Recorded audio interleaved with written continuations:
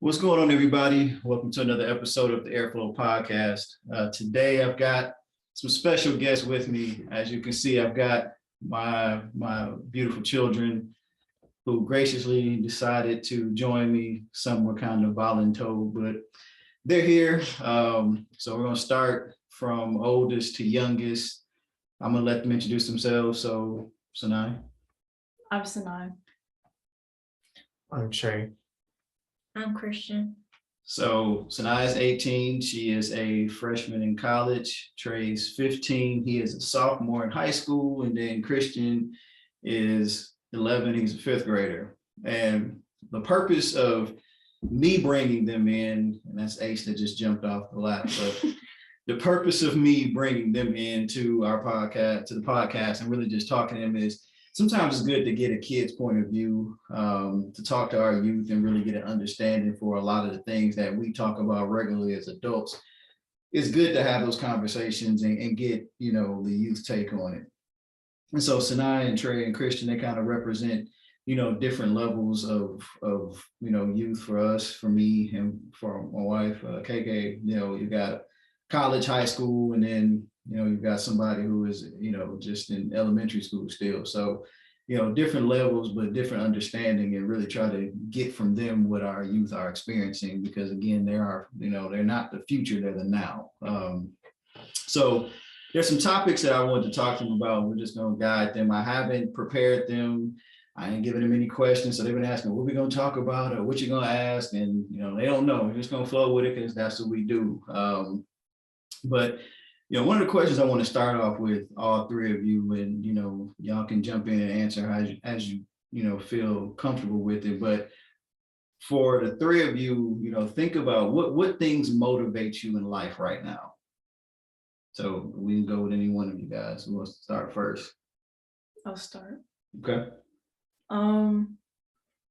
The things that motivate me in life is thinking about my future and how successful I can be in my future, and just I feel like a lot of the things I do in college will prepare me for my future and prepare me for my success, and just like the lessons that I learned in life. So yeah, just my future is really what motivates me to keep going. Okay. Things that motivate me are my parents, who support me every day and always try to help me get better.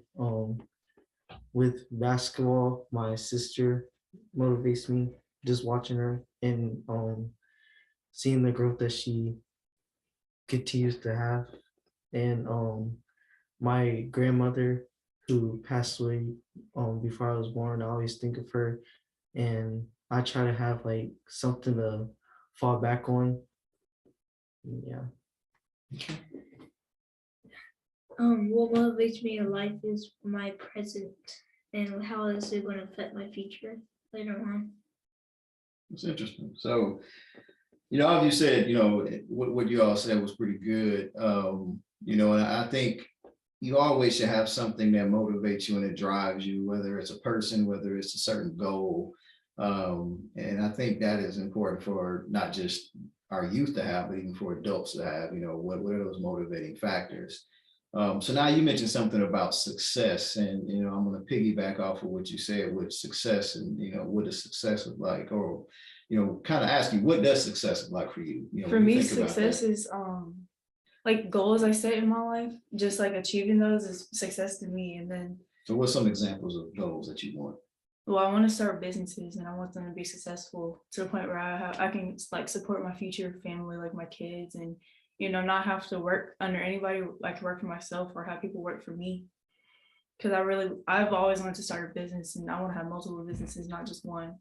And just seeing you and mom, have businesses and it's starting to grow, that motivated me also. So y'all motivate me too, not just my future success, but y'all just seeing how y'all grow throughout the years and y'all pushing me to keep my head level and stay focused. That motivates me to keep going too. And just knowing like what we started from, like when I was younger, and seeing where we are now motivates me, because I know I can get through everything. Okay. What's success look like for you, Trey?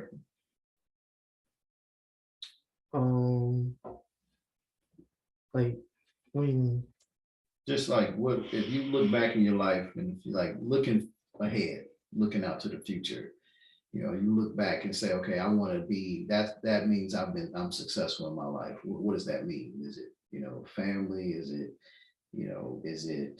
you know, properties, businesses? Like, what is success? Like, if you look back at your life when you're older, like old, how would you say your life was successful? What were those things that you would say, okay, I was successful because I accomplished this, or I have this status, or I've done these things? Well, success for me will be accomplishing some of my goals, and a few of my goals are creating my own business to help charity, and not have to work under somebody and have that business and build off of that and supply my future family and my family currently. Another one of my goals is to play D1 basketball and possibly go to the NBA. And yeah, I would say that's my success. Okay, Christian, what's success for you? To make one of my goals are to start my own companies and give money out to charity and to the people in need for hard times. Okay. And success, everybody has a different level of success. I think, you know, what you guys are saying, and it's interesting because when I was growing up as a kid, you know, I grew up around a lot of people whose success wasn't necessarily being a business owner, but it was going to college. And I'm not saying that's not a goal, but it was going to college, getting a degree, getting a job somewhere, working at, originally mine was to work at a car manufacturer, I should say, being an engineer. And, I was going to do that and retire one day and then live off of my retirement. And that was kind of how it was. That's how it was for, a lot of the generation ahead of before me and your mom. And so it's interesting now because you hear a lot about, a lot of what they're saying is entrepreneurship. And, we've been talking to them, when I say we, KK and myself, been talking to our kids just about ownership. There's nothing wrong with working under somebody and learning work ethic and doing that, but eventually, you should want to have your own and not be sort of always the employee, but actually be the employer. You are the owner, you are the CEO, and have that status because, that helps produce freedom. So, we do talk about that, but it's just interesting because if you think about this, if you would have asked me this question, 30 years ago, I probably would have said, what I said, get an education, get my degree, go to, get, in a company somewhere, move up in that company, make a certain amount of money and then, retire with my family, wife and kids, and, white picket fence and a house and dog and all that stuff.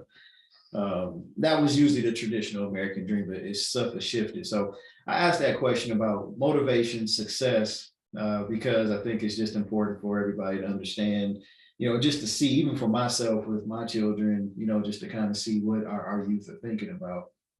For you guys, and it doesn't matter what order you go in to answer this, but what does money mean for the three of you? To me, money is, you always hear the saying, money doesn't buy you happiness. And I feel like that's true because you see a lot of like people that are rich and they're still not happy. They become even more depressed when they have a lot more money than other people.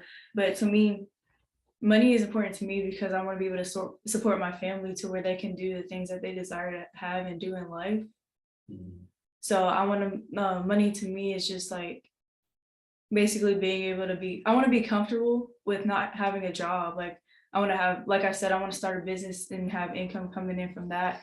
And also doing like investments and stuff. So I want to have different like ways of income, different streams of income for my family, so I can support them to do what they dream to do and support them in whatever they desire to have in their lives. So okay, that's all. Just not having to have a job where I actually have to go into the office and work for someone else and not enjoying it. Okay. Money means to me like a great opportunity to do things do things that people can't do sometimes. and do the possible. So you think money gives you freedom, Gives me power. gives you power? Okay, that's a good response, Trey. When I think of money, I don't really think of it as like something you need to give you happiness. I think of it as like something you need to like help you grow and help your family grow, and not just have it to go out and just spend every day and buy stuff. Because you might get money can help you get a lot of things, but once you get all those things, you can become depressed. And yeah. Yeah, I mean, money, and it's good that you say that. You know, Christian said money gives you power, and that is true. And you know, as what does Uncle Ben say, Christian? With great power comes great responsibility. So, you know, that's Spider-Man reference, but you know, with great power comes great responsibility. So money gives you power. In some instances, it does. It gives you influence or helps you gain influence over others. I think it gives you options. You know, when we talk about building wealth, I think, you know, and you hear a lot about what they've said about having businesses and things like that. You know, for us, it is really truly having the option to do things, to be able to do more. And really charity can start now. So, you know, Trey, you can start charity, you can start charity doing stuff now with that. You know, you guys can start building businesses, and that's the beauty with kind of where things are evolving with the internet and just social media and just technology in general. Like now you can become millionaires, you know, in a flash. I kind of think that's going to take me into the next kind of segment I want to talk about, because with this generation, you guys have been very influential in the tech space. We talk about technology, social media, and things like that.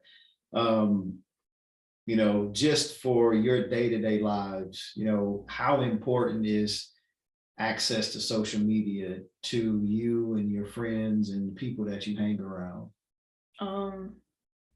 Well, I don't get on social media as much as I used to, but I feel like social media gives me more opportunities to like socialize with people from like different parts of the world sometimes, like parts of the world that you can't travel to in your day-to-day lives, like, you know. And like I've met people in different states that I didn't know before, obviously, and you know, it wouldn't just be easy to just drive up there. So I feel like it's better for communication, so you can just socialize with different people and learn more about different people from other parts of the world that you didn't know about before and stuff like that. So, and then you can also learn things about like just about like society and stuff on social media, like Instagram. That, you know, they always post things about different things that happen. Mhm. Social media, I feel like Instagram is kind of like the news for like teenagers, basically. You always find stuff out about it, like different things that you wouldn't like, because most teenagers don't watch the news like that. We go on Instagram to find things out, and there's pages just for different things that happen every day. So it's basically like the news for teenagers. Interesting. Okay. Yeah, I agree. I use like, for me, I use Snapchat to like socialize with my friends. Like we send like snaps to each other, basically like pictures back to back. We just talk about what we're doing, and I get to talk to people from outside the country. And I use Instagram for like just to see like what's going on, like basketball, or like what Sanai said, what's going on around the world, because they do be posting stuff on Instagram about like news. And you know, we don't go on Facebook, because Instagram is basically our Facebook. So yeah. Okay. Christian, you kind of new to social media, but what's your take on it? I basically use Snap for like news too. I use Snap for news about what's happening at school and outside the world. Okay. And, you know, looking at just social media and technology, you know, back in, you know, when I was younger, we didn't have that. So we got all of our news from newspapers or actual news that comes on TV. And a lot of times you didn't hear about stuff that happened around the world as fast and as quickly as you guys do now. I mean, you know, the phrase is viral and stuff pops up and you hear news about something like the minute it happens. You know, now you find out that you can find out your favorite basketball player got hurt or something happened or this play or that.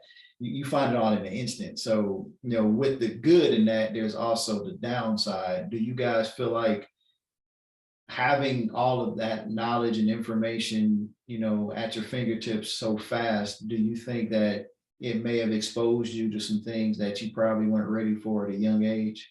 Yeah, there's certain things like COVID, like when COVID first hit, like you saw posts, like a lot of people and a lot of like other pages posting about it on Instagram, and they would just post up back to back, like just different like news like about it every day on Instagram.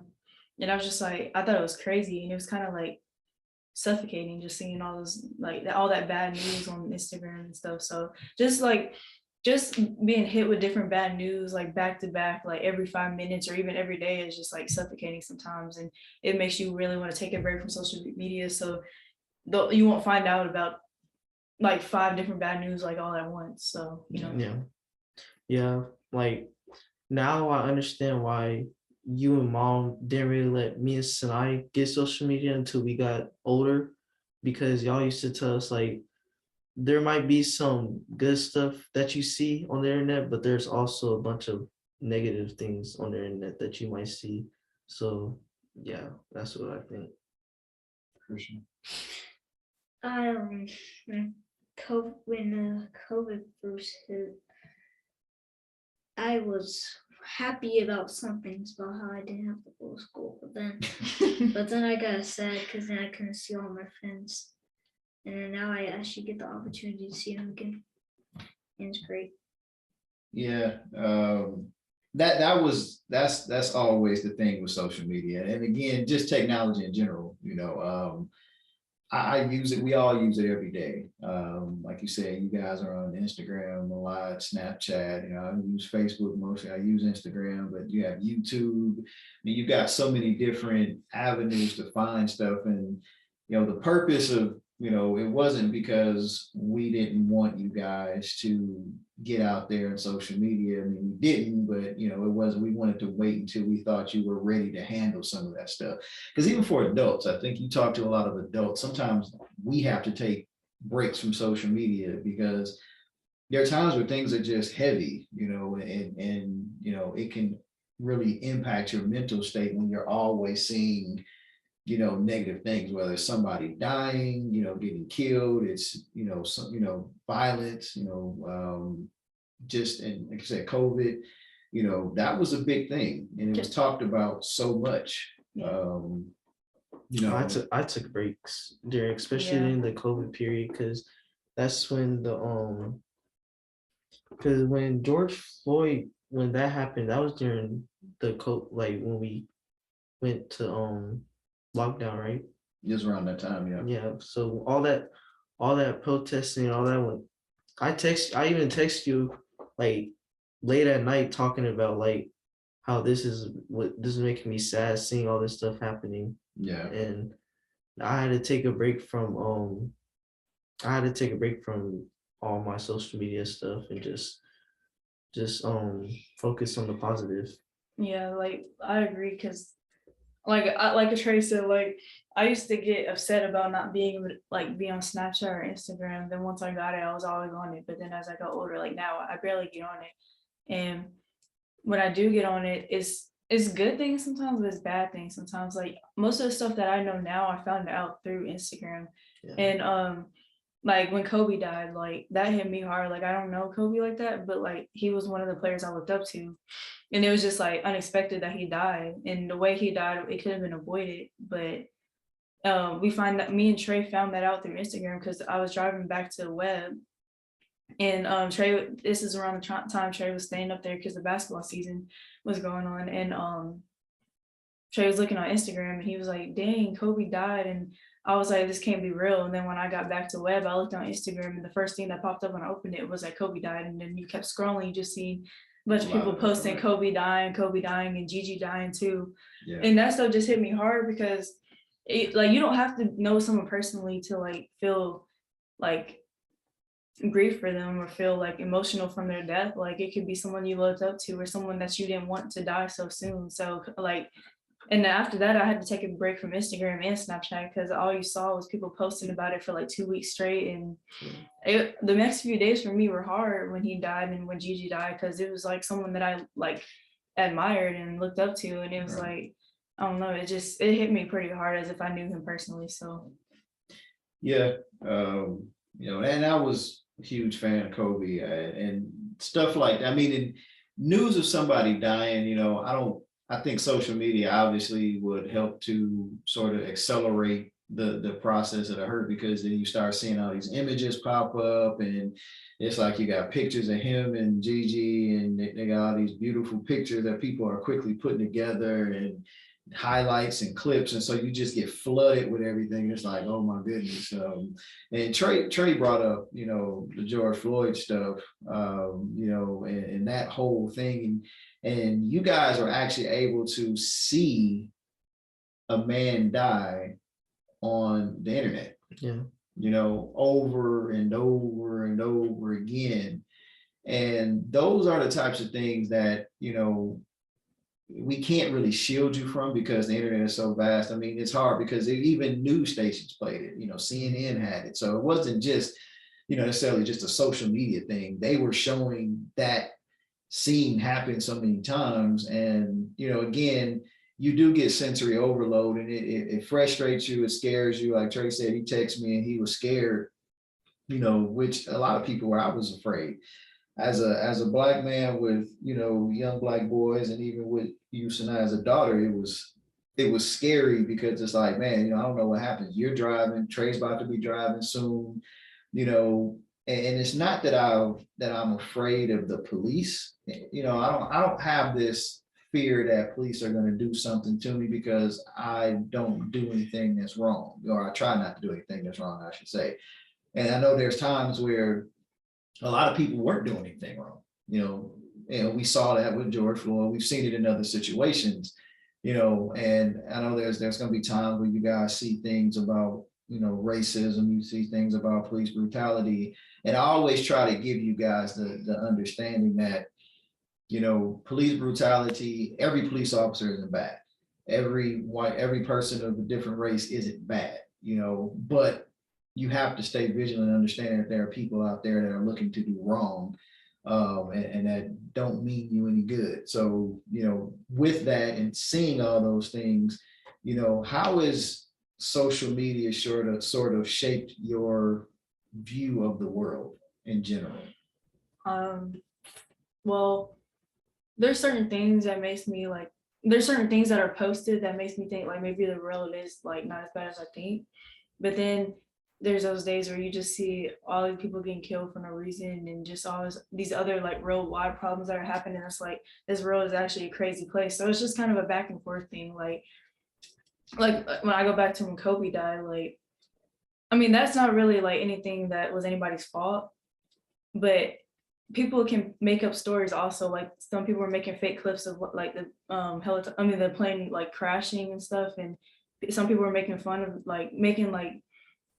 funny videos making fun of the situation. So yeah, it just lets you know that there's crazy, cruel people in this world. And then also seeing like the clips of George Floyd getting shot and killed and smothered and everything, like it makes you think this world is a crazy place. But I like think to myself, as long as I'm doing what I'm supposed to be doing and following God, then I'll be fine. Nothing will happen to me. If I'm just, being mature and, like I said, doing the right things, then I shouldn't have anything to worry about. Just keep being the person that I grew up being, just keep being like, just spreading love and everything. It should be fine. Yeah, I don't try to let social media shape who I am. When I see all the negative stuff on like social media, I just try to like look at the positive. Like, how can I avoid that or try to like make it better? I just don't let social media get to me. Christian, how's social media changed since you just recently gotten on it? How has that impacted your life? When I look on YouTube, about 2021, I see a lot of videos. I see a lot of things on YouTube about how 2020 was a bad year, and how I was saying that feels better because all the deaths, all the police things happening about George Floyd and Kobe Bryant. And then it just makes me sad, but then I realized some things about social media in life. But that didn't change who I was. It just made me realize and maybe have more wisdom about things. Okay.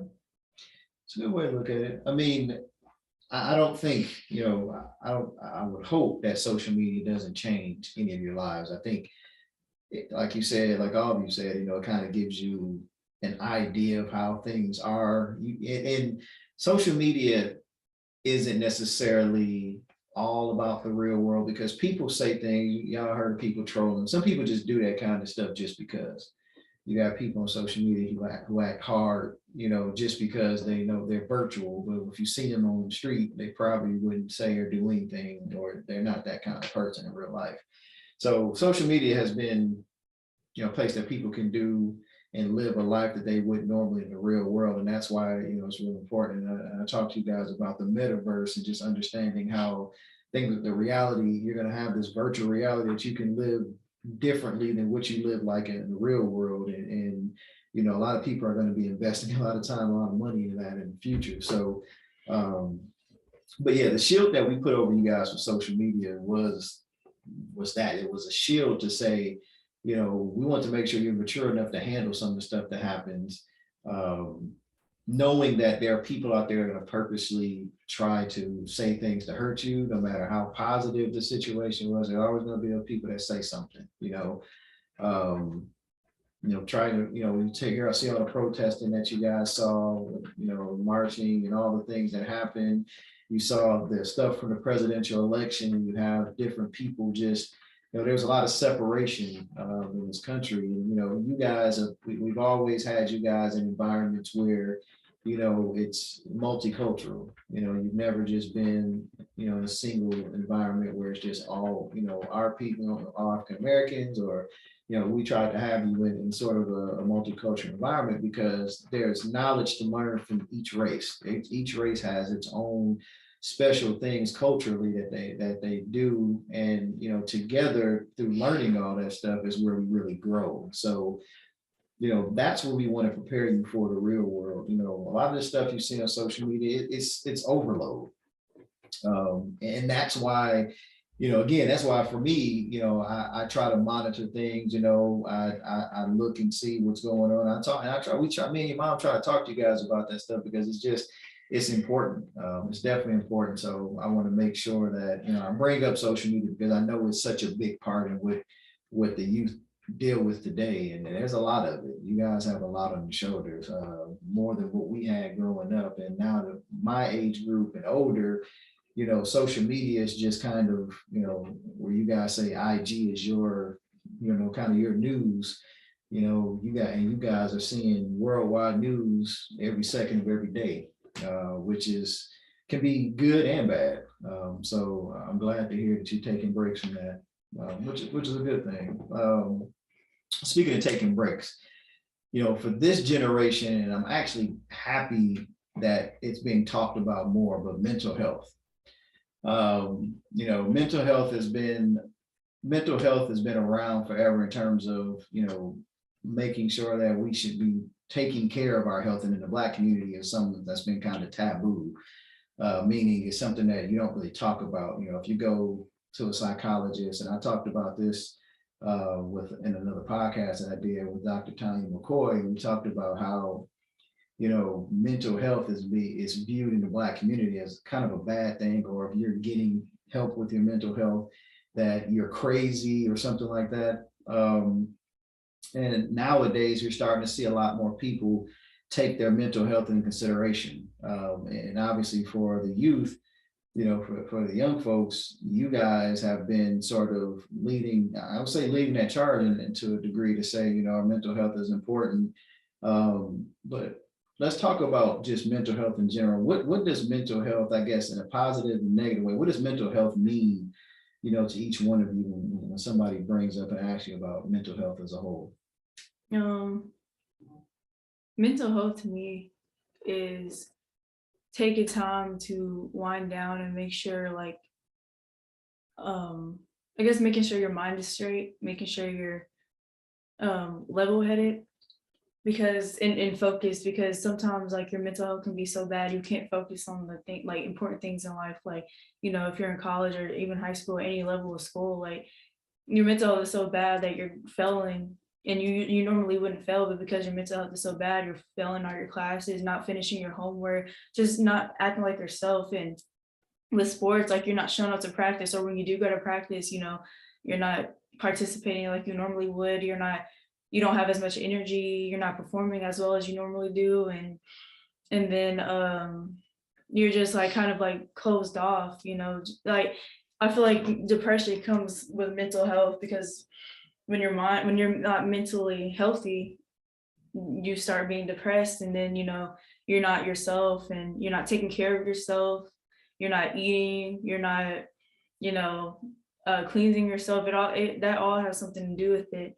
And mental health can be caused, like bad mental health can be caused by many things, like maybe people that you're surrounded with in your life that you need to let go of, but you can't, or just different situations that happens in your life. I feel like there comes a point in time where everybody deals with bad mental health, but it's the way you approach it and the way you deal with it that helps you, overcome it.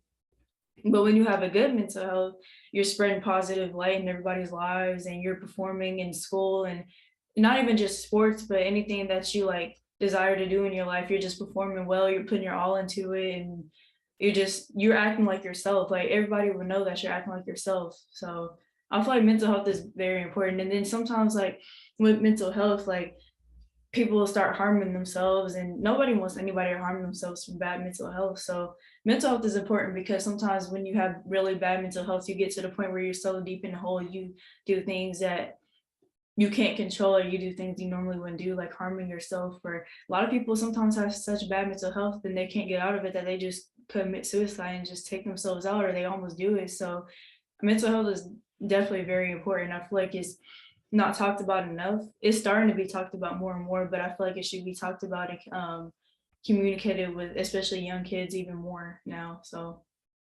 Yeah. When I think of mental health, I think of all the negative and positive like things you're putting inside your body, and like all the stress that you bring in that doesn't even need to be there, and that can cause you to get depressed. That's what I think about mental health. Like there was a time for me in 8th grade when I first started web, when I was just like in this stage where I wouldn't say I was depressed, but I was just like not in it, because I was like with school. That was my first year going to a private school and having a lot more work and just staying up all night trying to finish the work. I was just out of it. So I would definitely say that what Sanai said was right. Your mental health is important.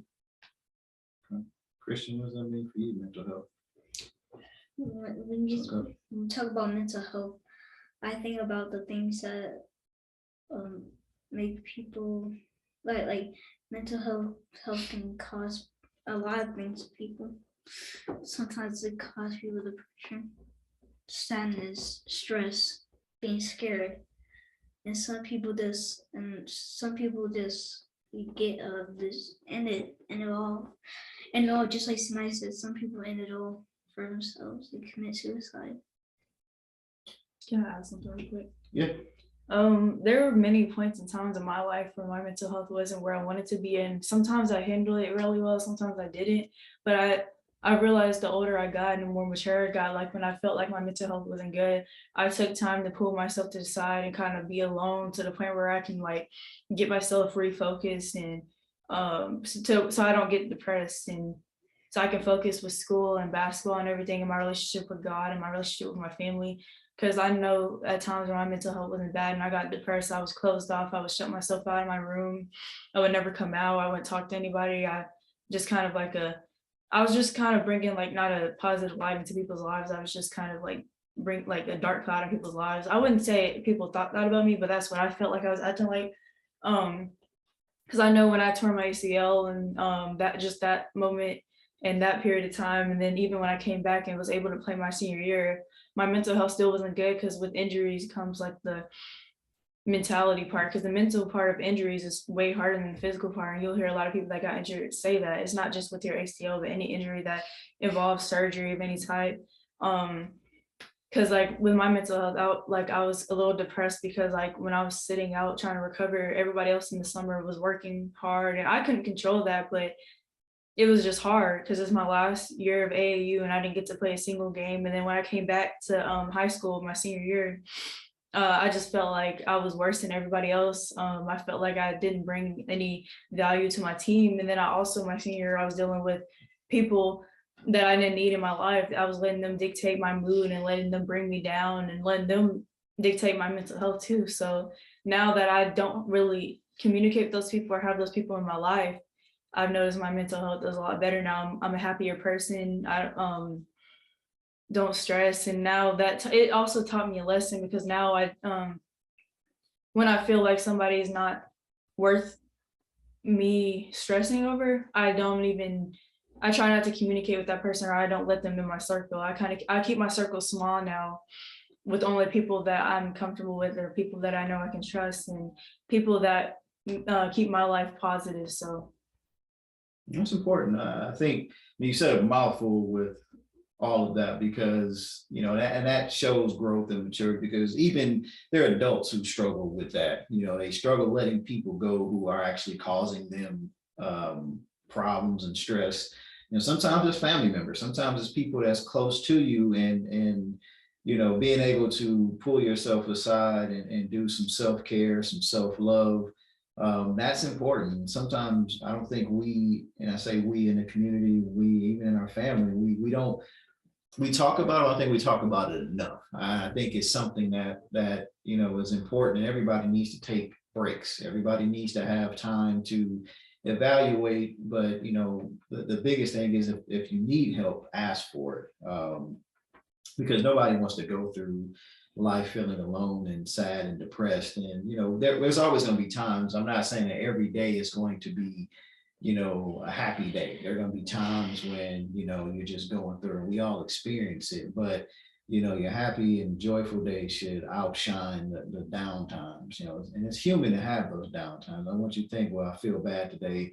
That's not, and I'm a bad person because of that. No, you're human. But the thing is, are you bouncing back? If you're just staying in that state all the time, that's a problem. And that's a big problem. And I know this generation, you guys are really, now there's a lot more thought being put into mental health. There's a lot more conversation I'm hearing about in school about mental health. Bullying is, because mental health, bullying, it's not just somebody at school messing with you. Now you got cyberbullying, you got and that's big, and with billions of people having access to the internet around the world, it can be a lot, and sometimes you need somebody to talk to professionally just to navigate through some of that. So I'm glad you guys said that. You brought up friends and people that you're around. I always say that the people that you're around are going to determine, sort of your success in life a lot of times. How do you guys look at when you evaluate somebody that's a friend? And I know social media, everybody calls each other friend, Facebook, it's a friend, or, somebody that you're connected with, and say, I'm a friend with them on IG, or, I'm a friend with them on Snap. But how important is it for you guys, with the people that you're around, that you really call your friends, to really make sure that they're really truly somebody that is helping to build you, and not somebody that's just because you're cool and you want to be around them, you think that you have to keep that friendship going? Like, how important is it to keep your friends sort of, like Sanai said, limited to the people who are really helping you get better? To me, friends should be people that are also people that you can fall back on and rely on. They should be people you can consider like a family, basically. Like, they should always support you in anything you do. they should never bash you or talk down on you. They should keep it real with you, though. That's important. Friends should keep it real with you. Like, you should be able to go to them or ask them for advice or talk to them about anything, and they're going to be honest about you. Like, even if it's something you don't want to hear, they should be able to tell you the full truth and not sugarcoat it. Friends should never want you to go out there and look dumb. And you'll hear a lot of people say, like, people can like basically transfer their spirits into you, like bad spirits, like not just relationships, but even friends. Like, they can put their bad spirits in you, and then you're walking around with a bad spirit that you didn't have before, and that's real. I mean, it's real. You see it. It's really real.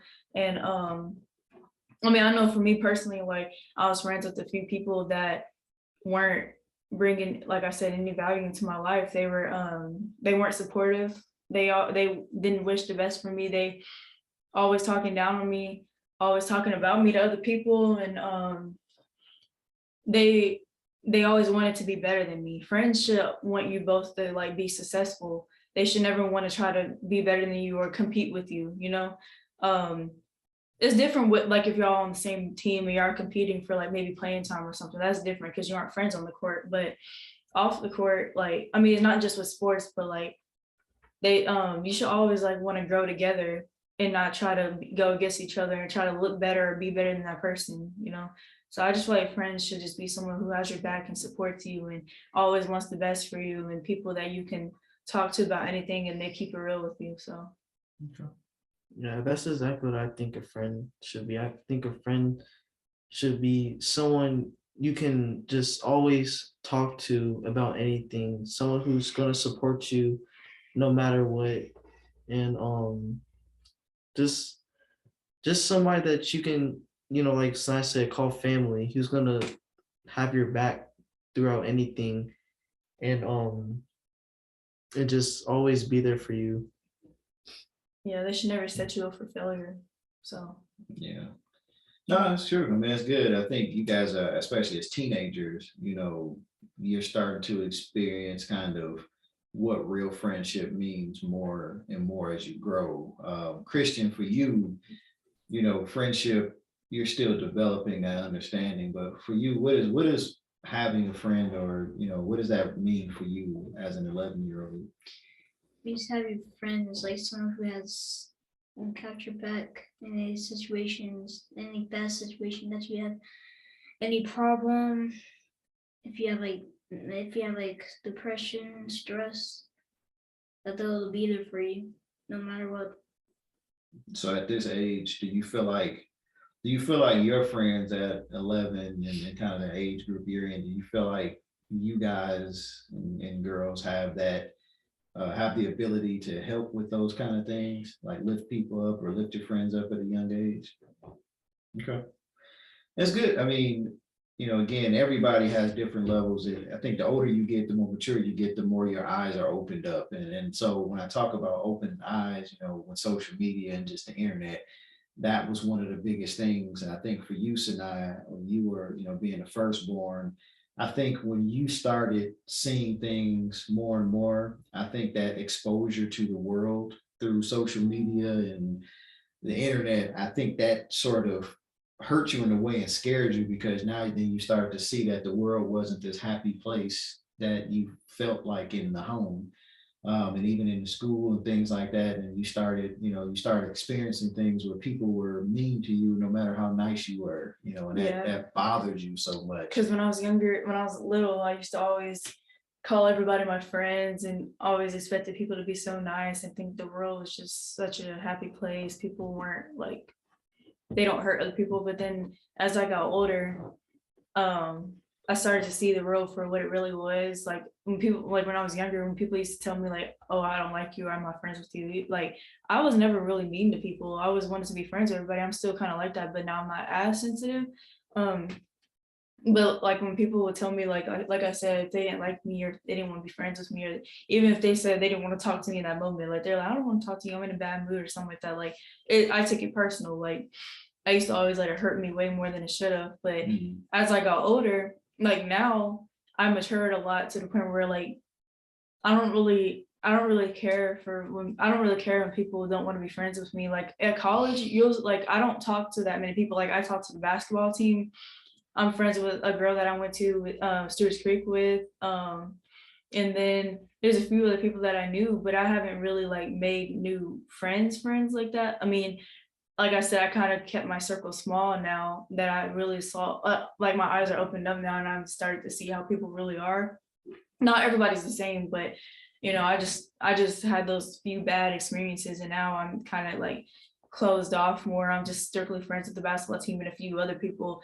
And that's really my circle. I'm not really looking to go out of my way to make new friends. So Well, and I will say to that, one thing that I don't want you to have is this jaded perception of everybody is out to get you.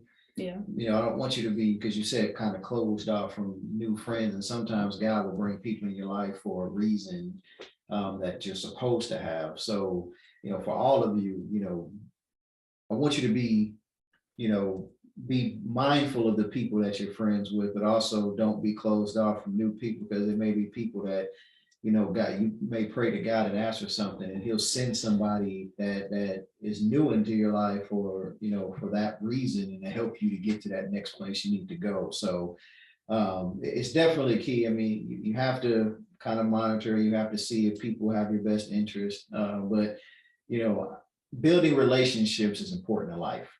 God put us on the planet to build relationships and to spread the gospel of Jesus. That was our purpose, and there's more distinct things that we're called to do, but that's why. So you don't want to be, just some kind of, person that's just off in a hole by yourself, and you're not, nobody can get to you. You can't relate to anybody. That's not the purpose. Well, I don't mean closed off to the point where I'm not willing to make new friends. I mean closed off to the point where like it takes a lot more for me to trust someone to like start calling them my friend, or for me to get close to that person. That's what I mean by closed off. Like I'm not as open like I used to be, because when I used to just like this day I started like communicating with someone, I started calling them my friend, and I'm not like that anymore. Like I started just learning how to trust people a lot more before I consider them a friend, or before I start hanging out with them or trusting them. So Yeah. I'm just saying, like, it takes a lot more for me to trust someone now. And that's good. I mean, you have to guard yourself. Yeah. You got to guard yourself. You got to understand what you're worth. And I say that to you guys all the time. You guys have a value, and you don't want to sell yourself short by trying to befriend somebody or groups of people who don't really care about you, but just to be in the in crowd. And that used to be the thing when I was a kid. This is the cool group. They're the ones you want to hang around with. And sometimes, that's not what I look for when I talk about friends. I want people who, like you guys said, I can trust. People that I know, if something went down, I know that they'll be there, or they'll do what they can to help me. That's why my circle is small. Mhm. I don't hang out with a lot of people. I'm busy, and when we do hang out with people, you guys know this since you've been little. Like, we're very particular about people's houses that we let you go over. We're very particular about people coming into our house, into our space, because as Sanai said, there are those spirits, and sometimes it's family and close friends that you have to kind of watch out for, especially if you're going to a different season of growing and such. So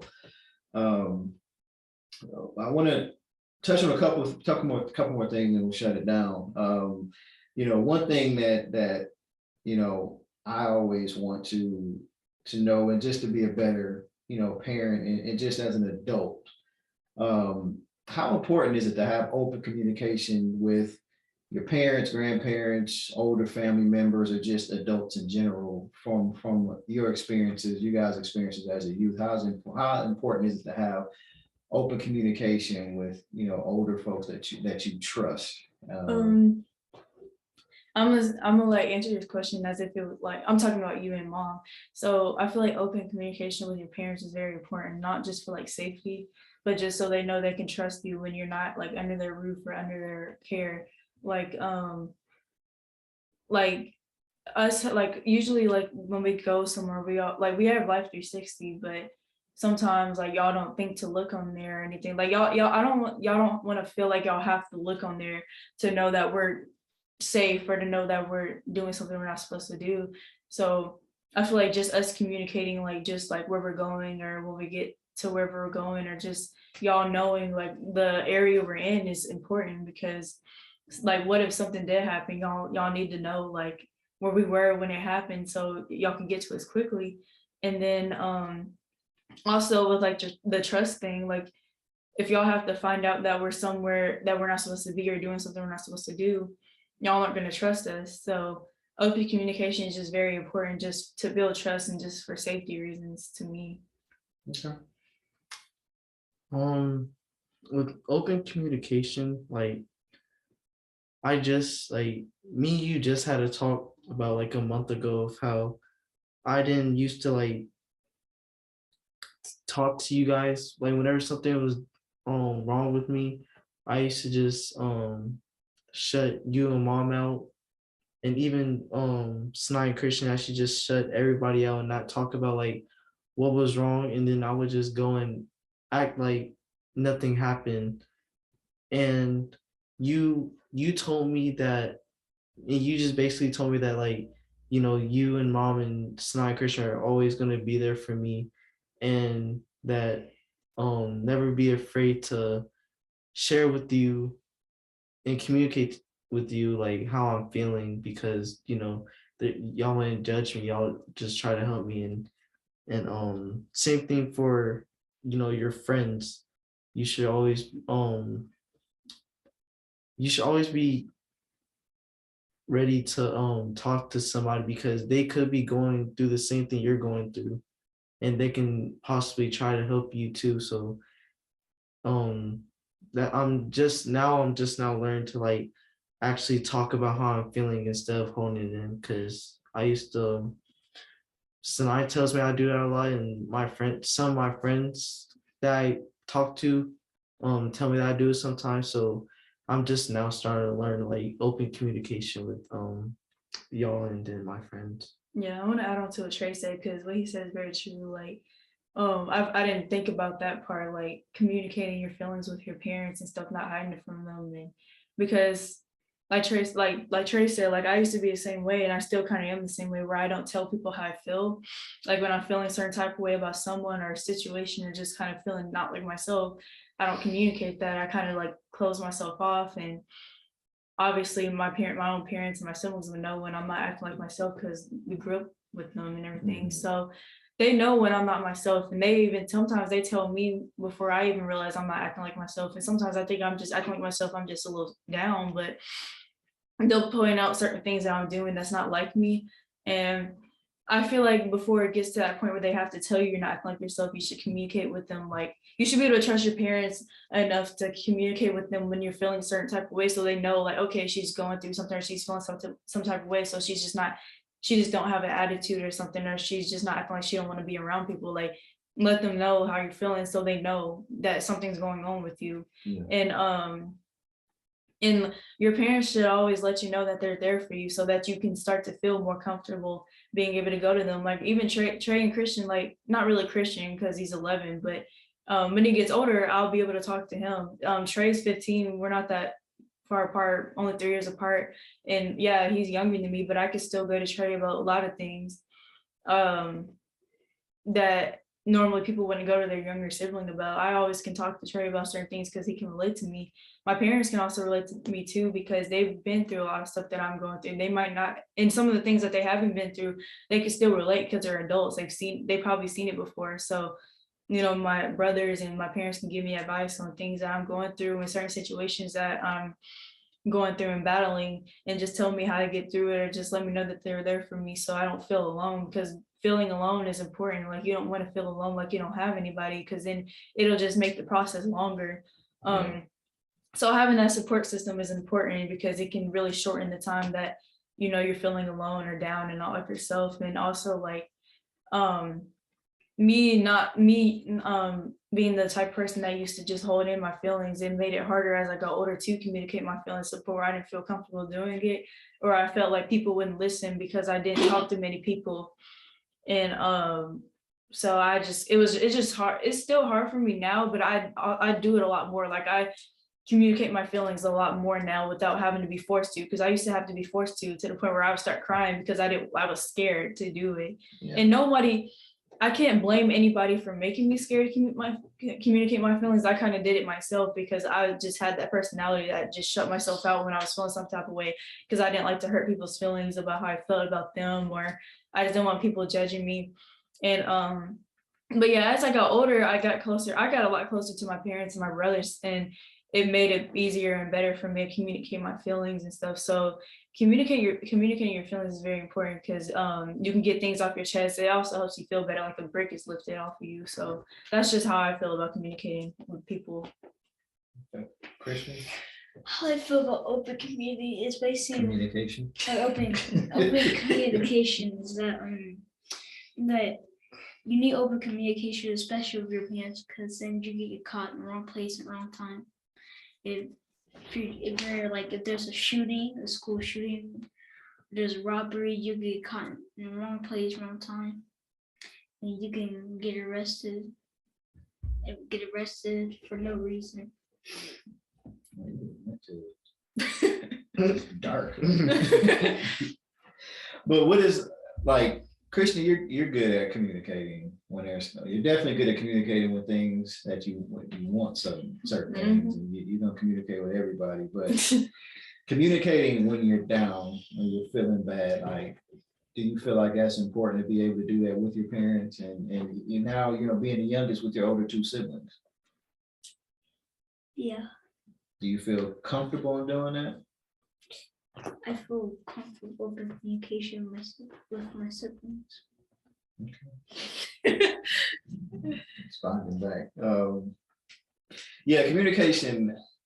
I have to admit, sometimes, as a parent, I'll just say for me in particular, and I've shared this before on the podcast, you have this vision for your kids and they're supposed to do this, and this. And, when they don't do that, then it's like they're deviating off of your plan. And then, I would get upset and frustrated, like, no, they need to do this and they need to do that, and they're not doing it. And so I wasn't the best at creating an environment of openness to come and talk. And then I had to get to a place and say, I remember when I was all of their ages, and I know the world is different now, but some of the same stuff is still there. And, I would rather for them to be able to come to me and have conversations about things that are bothering them and go to other people that are going to teach them the wrong thing and lead them down the wrong path. So I had to change my mindset and make sure that I'm making myself open and available, because I didn't want it to be one of those things, well, they're only going to go to my wife and they're not going to come to me, because we have similar but different perspectives, especially me being a man. My boys may want to get a certain perspective, from a man, and then my daughter may want to get a perspective from me, of dealing with, growing up and, being a young woman and dating and all that stuff, and want my perspective. And, I want them to be open to do that. And I think that's important. And just make myself not only available, but, use me. And sometimes it's, I have to learn just to listen, I can't solve all my kids' problems. And so I always lead them, and they'll tell you, and this is the last thing we're going to talk about, is when we talk about faith and spirituality. I always lead them back to, there's going to be times where I may miss the mark, mom may miss the mark. We're not going to always be here, but God will always be here. And so, I want to talk about that because, you all three of you have been raised, being in church.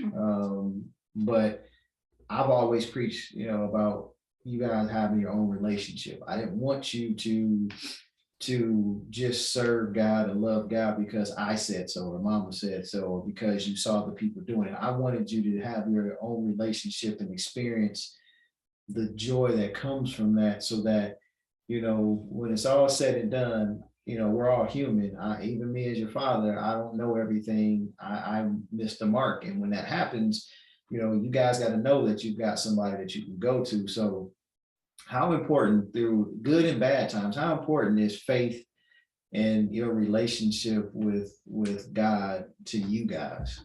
To me, I think it's very important, and I've seen it personally in my life how important it is, because like I said, like there's times where I've been in a dark place, and I felt like I didn't have anybody. And that's normal for you to feel like you don't have anybody when you know you do have a good support system, but you're just so caught in your emotions that you feel like you don't have anybody. You even forget about God. But especially as I've gotten older, whenever I feel like I'm about to be in a dark place or I'm dealing with a situation, and my parents tell me all the time, they're like, talk to God, leave all your worries with God, let him take the wheel, because there's certain things that you're stressed about that you shouldn't even be stressed about. If you just leave those worries with God and leave those situations with God, he'll handle it and make the situation better, or just completely take it out of your life.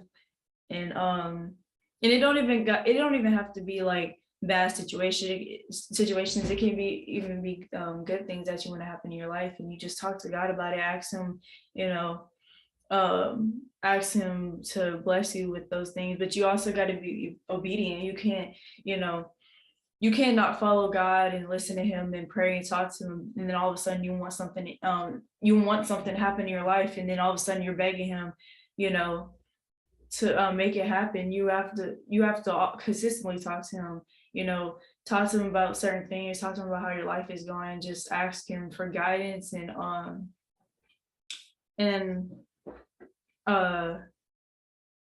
like when I tore my ACL, I was always talking to God, asking him to get me through the situation, because there were times where I felt like I wasn't going to get through it.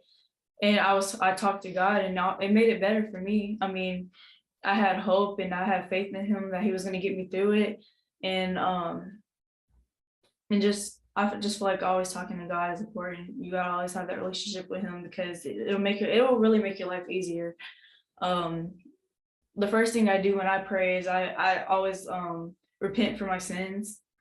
Even if I feel like I didn't do anything wrong that day, you always repent for your sins. I always do that. It don't have to be just for that day. It could be just repenting for your sins anytime. I also thank him for waking me up. I thank him for blessing me to be able to walk on this beautiful earth that he created. I also thank him for keeping me healthy, keeping me alive, keeping me happy, and keeping my family safe. I always ask him to keep my family and my friends safe. I always thank him for waking them up too, not just me, but waking them up. And I always just pray for everybody, not just myself. I always make sure I pray for everybody, not just close people, but people that I may not know, distant family. I pray especially for my family in this house. And I pray for my boyfriend and his family, because I pray for his family, and I just pray for my future, that he keeps me level-headed, and he just guards my heart and my decisions, and then guards my mind and everything I do. So that's what I do, and it's helped me. Like I'm happier than I've ever been, and I've definitely matured from that. And I just realized that I go to bed every night at ease knowing that he's protecting me and my family. So She threw that boyfriend in. Go ahead, Trey.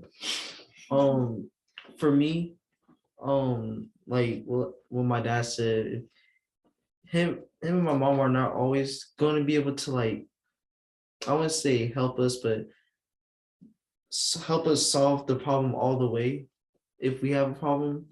And so what I do, I just pray. Like every problem that I have, I just pray and ask God for guidance. And like if I have a test at school or something, I always text my mom talking about, Mom, I'm nervous for this test. She'll text back, did you study? Yes. And then she'll just be like, well, pray. That's her answer for everything. Just pray and ask God for guidance. And that's what I do. Literally every single problem I have or struggle that I'm having, I just pray and ask God. And I just pray after school when I come home, and before I go to bed, I just pray and thanking God for getting me through the day, coming home safe, getting my family home safe, my friends, and yeah, God is really an important part of my life, and one of the reasons why I'm still going. Christian? Can you say your question again? God, how important is your faith and relationship with God in your life? My relationship is very good with God, especially because when I was a little baby, I almost died because I had kidney failure. I thank him for keeping me alive and not dying. And I thank him for making me the prophet too. I pray to him every day, and I thank him for waking me up, and I thank him for having a good day too. I pray a lot of things for God. Yeah, you ask God for a lot. You do. But that is good. You're supposed to take it to God and, you know, tell him what you need. He's already got it for you. You just gotta believe for it. So well, this is good. You know, I wanted to do this. I've been thinking about this for a while, and I think God put it on my heart. I'm like, well, now we're getting to the end of the year, and kids are wrapping up school for this semester, for this, you know, for going Christmas break, and I want to take an opportunity to pull them in together. So I appreciate you guys joining. You know, I know it. I was looking at our faces. I'm like, this is such a serious discussion. Like everybody's kind of like, you know, and we aren't always like this. We get goofy, and you know, I had to get them settled and focused before we started, because Christian was being Christian, and you know, everybody had a case of the giggles. But you know, I wanted to do this, like I said, with the young. I call this the young heirs, because you know, they are not only heirs of us family, and they're going to inherit what me and KK have, but they're also heirs of the kingdom. And you know, this is Heir for a podcast, so you know, these conversations are important. You know, being able to sit down with your family, with you know, with your kids, and just youth in general, whether you have kids or not. You know, it's good to hear from them, because you know, there's a lot of knowledge and there's a lot you can gain in understanding, and then it helps me to make sure that, hey, do they understand what we're saying? Are they listening to us? You know, because we can talk a lot, we can say a lot as adults, and I mentioned this a while back, that I had to go from a place where I was talking at my kids, or you know, or at youth, and talking, and go to a place where I'm talking to them, and there's dialogue going back and forth. It's not just a one-way conversation. And so again, that's part of my growth and development. And there's some things that I'm very bullish on. I'm like, no, this is, you know, this is how it's going to be. But then there's times where it's like, no, I can't be like that. I have to hear from them at least, and get their understanding of the situation. And from there, you know, try to help guide and move, you know, and you know, we have rules and regulations. This isn't one of those households where, you know, they can do and say whatever they want and it's all good, but we do want to give them a safe space to be able to talk and communicate certain things to us. So again, I'm appreciative of all of them. You know, this is the first time I kind of had this many people on the podcast. So, you know, I know the sound quality might be a little different. I'm hoping everybody can hear us clearly. I'm definitely going to update the setup a little bit, because I think these kind of conversations need to happen a lot more. And I want to bring, you know, them on here, maybe sometimes individually, for different kinds of topics. But, you know, I just thought it was good, you know, to talk to them and bring them on board, and you know, get them out there. And they did well. Like I said, this wasn't rehearsed. This was just us sitting down and flowing with it. So I told them, I said, we're just gonna flow. I'm gonna ask some questions. I'm gonna throw some topics out there. We'll talk through it and see what happens. So they did a good job. We'll have them back on the podcast again. So as always, I appreciate everybody for listening. And remember that, you know, as a kingdom heir, you were created to flow, and even it doesn't matter how young or old you are an heir of the kingdom. You've given your life over to Christ, and you believe that Jesus Christ is the Son of God. He died for our sins, and you are forgiven for that. So, you know, just remember, as an heir, you're created to flow. So flow on. See y'all later. Peace. That was a good one, to me.